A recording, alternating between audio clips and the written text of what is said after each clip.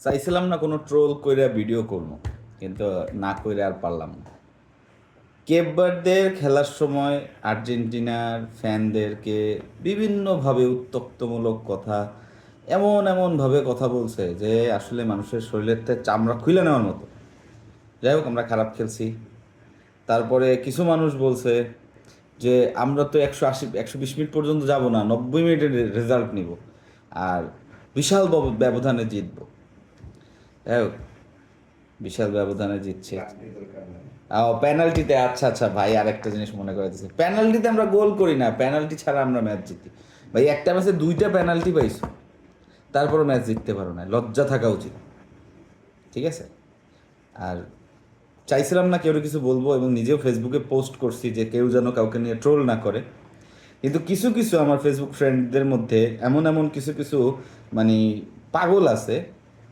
তারা এখন লেখতেছে ফেসবুকে যে ফিফার থেকে সুবিধা নিয়ে নরওয়ে জিতেছে, আর্জেন্টিনার কলে ফিফা নরওয়েকে সুবিধা দিচ্ছে। ভাই, পুরা খেলা যদি দেখতে তো হাইলাইটস না, সকালবেলা ঘুমের থেকে ওইটা হাইলাইটস দেখে খেলা অ্যানালাইজ করো না। রাইতে খেলা দেখতে দেখতে চোখের নিচ কালো হয়ে গেছে। তা এইভাবে যে ধরনের কথা বলে, আরও অনেক কিছু ভয়ঙ্কর ভয়ঙ্কর কথা বলতে পারি, কিন্তু আসলে বললে নিজের কিছু আপন মানুষ আছে যারা এই দলের সাপোর্টার, তাদের খারাপ লাগবে, এই জন্য কিছু বলি না।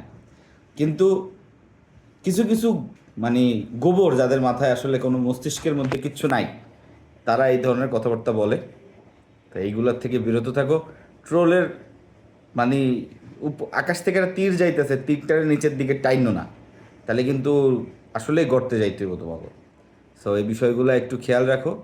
বড় বড় কথা বললা নিজেদেরকে আর ছোট করো না।